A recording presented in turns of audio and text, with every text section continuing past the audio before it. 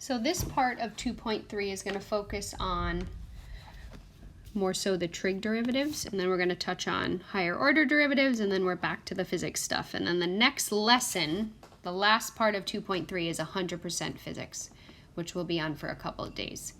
All right, so we've already gone over the two derivatives for sine and cosine. So just to refresh our memory, the derivative of sine is cosine, and the derivative of cosine, cosine is equal to negative sine of x. So now we have the four other trig functions. So the derivative of tangent is secant squared x. The derivative of cotangent is negative cosecant squared x. The derivative of secant is secant x tan x. And the derivative of cosecant is negative cosecant x cotangent x.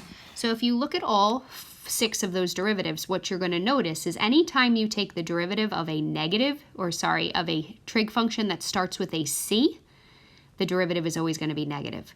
So the derivative of cosine, negative sine, derivative of cotangent, negative cosecant squared, derivative of cosecant, negative cosecant cotangent. So anytime you take the derivative of a trig function starting with c, just keep in mind that it has to be a negative value. At least the derivative does. So if we just do a little bit of practice here, we've got two examples. So y equals x minus tan of x. So derivative, y prime, derivative of x is 1 minus derivative of tangent, secant squared x. And there's nothing else that needs to be done there. For b, though, this is two terms being multiplied, so this is your product rule. So product rule. So product rule, remember, goes derivative of the first, 1, times the second, plus the first times the derivative of secant, which is secant x tan x. And then you just write it and make it look a little bit neater. You don't have to factor out a secant. You can just leave it like this for your final answer. Okay, now in regards to higher order derivatives, that just means anything above first derivative. So you can do second, third, fourth. There's no number in terms of where it would stop at. But basically you just go consecutively. So if it's asking for the first four derivatives, start with derivative number 1. So that would be 12 x to the third minus 10x plus 4.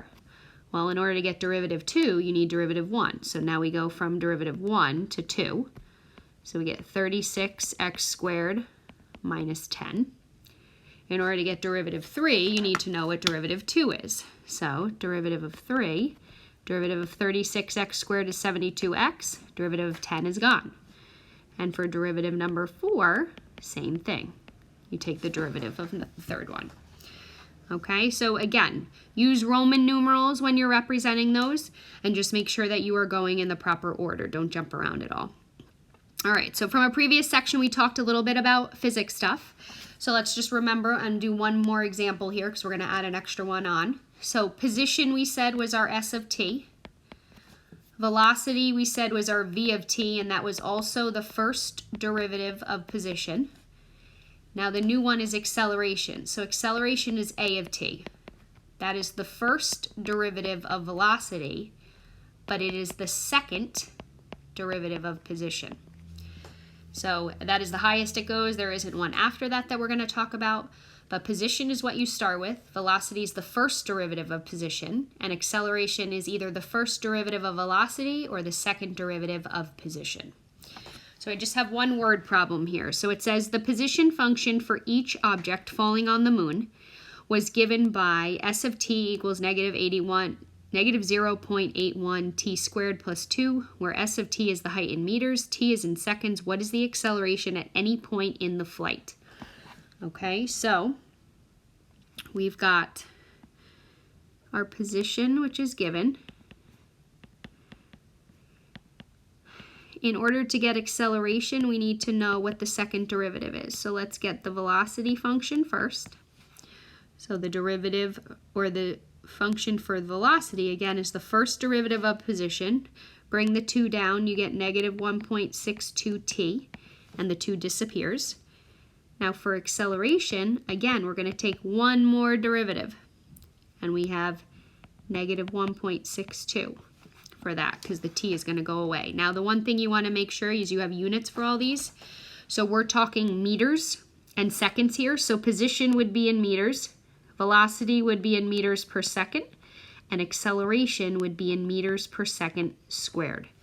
And the only one that we're focusing on is the acceleration. But just remember, at any point in flight, they're not giving you a particular